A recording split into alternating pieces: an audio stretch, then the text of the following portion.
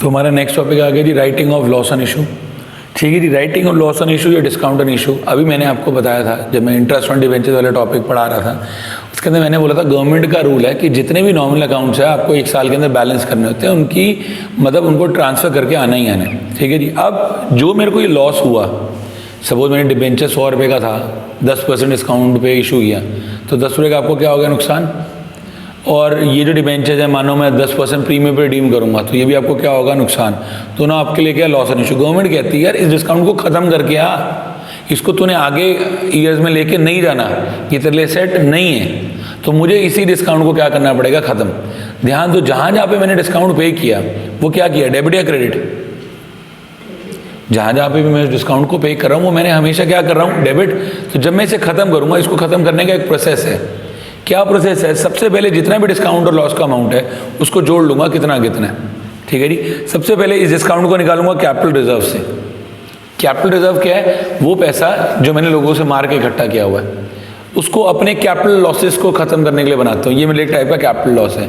फिर अगर पैसा बच गया फिर किससे निकालूंगा, प्रीमियम से। फिर भी पैसा बच गया तो किससे निकलेगा, स्टेटमेंट ऑफ P&L से to discount on issue. For example मेरे पास डिस्काउंट ऑन इशू में 50,000 रुपये थे जो मैंने देने थे। ठीक है जी, मानो कैपिटल रिजर्व में पड़े 10,000, तो 10,000 कहाँ से निकालूंगा, कैपिटल रिजर्व से। पहले एक जेब से पैसे निकाल लिए, उसको 50,000 रुपये देने, ले भाई 10,000 रुपये एक जेब से आ गए। अगली जेब में मानो पड़े 15,000, तो 15,000 इस जेब से निकाल के दे दूंगा। फिर भी कितने बच गए, बच गए ना 25,000। वो कहाँ से निकलेंगे, स्टेटमेंट ऑफ P&L से। मतलब यहाँ पे क्या आ जाएगा, बैलेंसिंग अमाउंट। अगर मानो कि सीक्वेंस है, पहले कहाँ से निकलेगा पैसा, कैपिटल रिजर्व, फिर कहाँ से निकलेगा प्रीमियम, फिर कहाँ से निकलेगा स्टेटमेंट ऑफ P&L। अगर मानो कैपिटल रिजर्व नहीं है तो किससे निकालोगे, प्रीमियम। प्रीमियम भी नहीं है तो किससे निकालोगे, स्टेटमेंट ऑफ P&L। इसी प्रोसेस से स्टार्ट करना है। अब क्वेश्चन करते हैं, बात और समझ में आ जाएगी। जैसे एक क्वेश्चन है, solar power Limited on 1st April 2017 issued 40,000 9% debentures of 100 each at a discount of 5%. 5% discount पे इशू किए and these are redeemable at a premium of 5% after 5 years.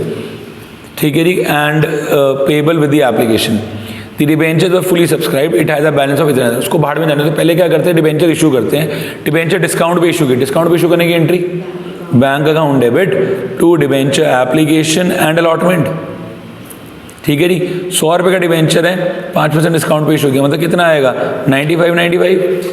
अगली एंट्री क्या बनेगी, debenture application and allotment discount to debenture 95, 5 and 100। और debenture हमने premium पे redeem करने हैं, मतलब एक और एंट्री क्या बन जाएगी, loss on issue to POR। कितने परसेंट प्रीमियम रिडीम करने हैं, 5 और 5। ये तो होगी एक डिबेंचर की एंट्री। नंबर ऑफ डिबेंचर्स कितने हैं, 40,000। नंबर ऑफ डिबेंचर्स कितने हैं, 40,000। नंबर ऑफ डिबेंचर्स कितने हैं, 40,000। मतलब अगर मैं टोटल करूं तो डिस्काउंट का अमाउंट कितना हो जाएगा, 5,000, 5 × 40,000। तो डिस्काउंट के अंदर कितने बन गए, 2 लाख रुपए। लॉस ऑन इशू के अंदर भी कितने बन गए, 2 लाख। तो टोटल मुझे कितना अमाउंट राइट ऑफ करना है, 4 लाख रुपए। डिस्काउंट का अमाउंट निकाल के यहाँ टोटल कर दिया, लॉस ऑन इशू का टोटल अमाउंट करके यहाँ लिख दिया। टोटल देख लिया मुझे कितना अमाउंट राइट ऑफ करना है, 4 लाख रुपए।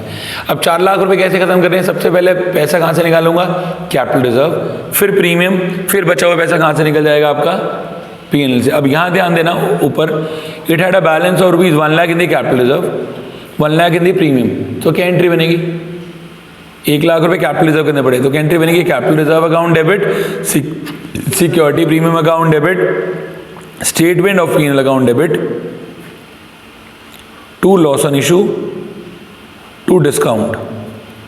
दोनों को जो राइट ऑफ करना है। इससे कितना निकाला, 1 लाख, इससे कितना निकाला, 1 लाख, इसमें कितना पड़ा था, 2 लाख और 2 लाख, टोटल कितना हो गया था, 4 लाख। ठीक है जी,